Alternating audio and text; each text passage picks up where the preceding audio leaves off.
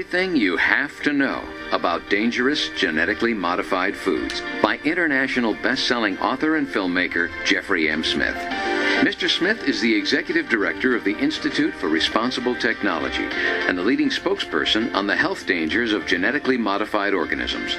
His first book, Seeds of Deception, became the world's best-selling and #1 rated book on GMOs.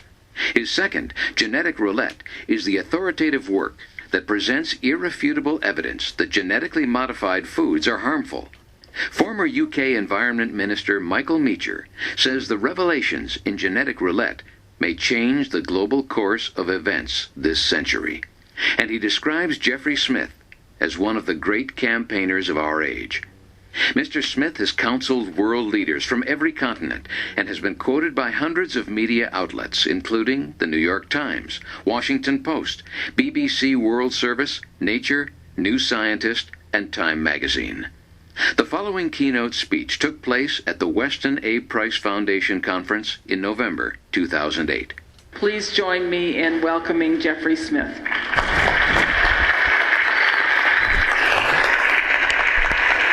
Thank you, Sally, and all Weston A. Price Foundation. What a magnificent environment you give us to have fun in. Thank you so much.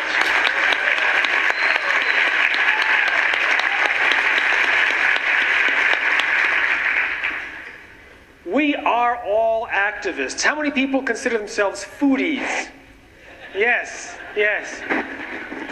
All right, here's a loaded question. How many people have convinced several others to change their diet? Over 50? Over 1,000? Yes. We are, the seed crystal. In nature, there's the seed crystal that changes the entire structure of the organism or organization. And I'll tell you, with the genetically engineered foods, the seed crystal is planted and it's moving. We have a phenomenal opportunity over the next 14, 15 months to kick GMOs out of the food supply. Yes, yes, absolutely, absolutely. And I know from whence I speak. Genetically engineered bovine growth hormone. Remember that? Well, it will soon be history. Yes. In March of this year, Walmart said, no more RBGH in our milk. Starbucks, Kroger's, Publix, at least 40 of the top 100 dairies so far. So what happened? The seed crystal's at work. It turns out, others call it tipping point. A small percentage of consumers changing brand choices based on information. All of a sudden, using a product becomes a marketing liability, and it moves the market. So if you look at the actual New York Times reports and the Washington Post and the Boston Globe, they talk about tipping point. They talk about explosion in the industry. How did this arise? Well, it turns out a few of us did it on purpose. It was no accident. We simply had to explain, oh yeah, that milk, the one with more pus. Oh, and more antibiotics, and more bovine growth hormone, and more IGF-1, insulin-like growth factor 1. You know, the stuff where if it's in high levels in your blood, it increases cancer and incidence of fraternal twins. Oh, that milk. You want that milk? So we started spreading it around, writing about it in books, giving PowerPoint presentations, having postcards go to different dairies, and the tipping point was reached about 2.5 years ago. Tillamook, the second largest cheese chunk producer in the United States, went RBGH free, and then it was like the domino effect, and we're still watching it. And 3 weeks ago, Monsanto finalized its sale of its bovine growth hormone to Elanco, Eli Lilly's veterinary division, because Monsanto realized the days of bovine growth hormone are over. Yeah. Let's give us a, all right.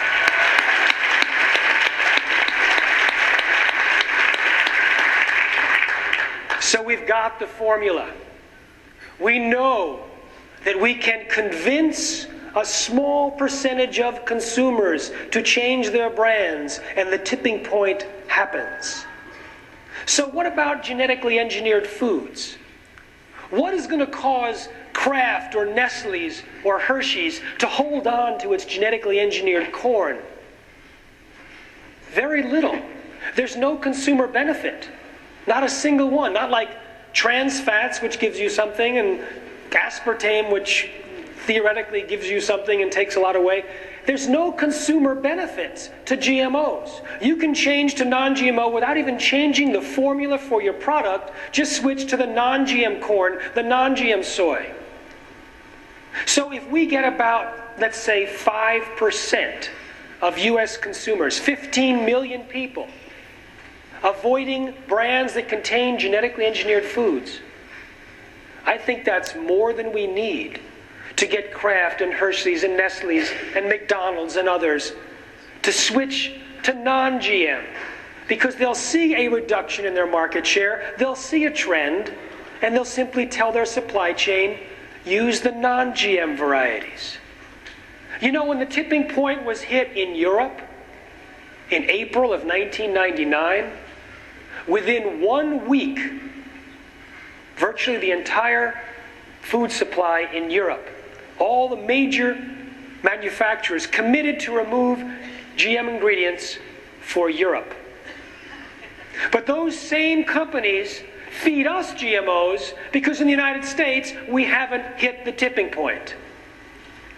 And part of the reason we haven't hit the tipping point is that people don't really understand what products are GM, what products are genetically modified.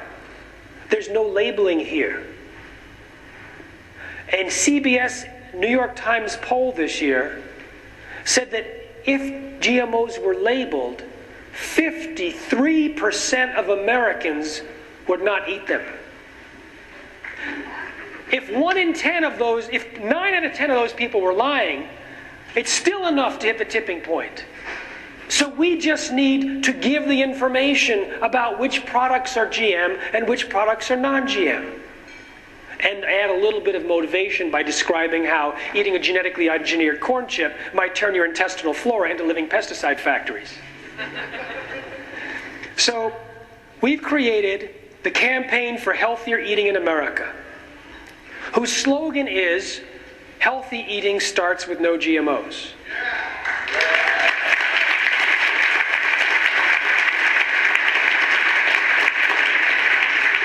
So all you foodies out there, this is your mantra this year coming. So you have all these things to give to all of your friends and your devotees and your patients, and you want to talk about raw milk and you want to talk about soy, but healthy eating starts with no GMOs. Because by the end of next year, we expect to hit the tipping point. And we're going to do it here. Now,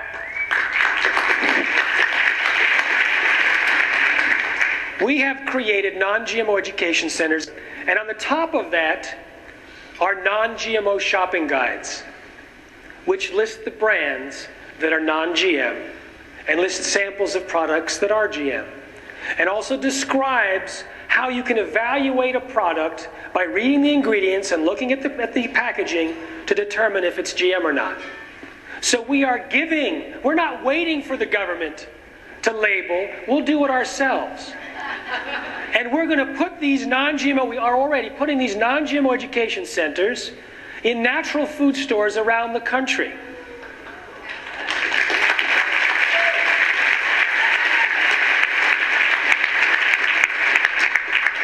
So if you meet me after the talk over there, you all get your free non-GMO shopping guide.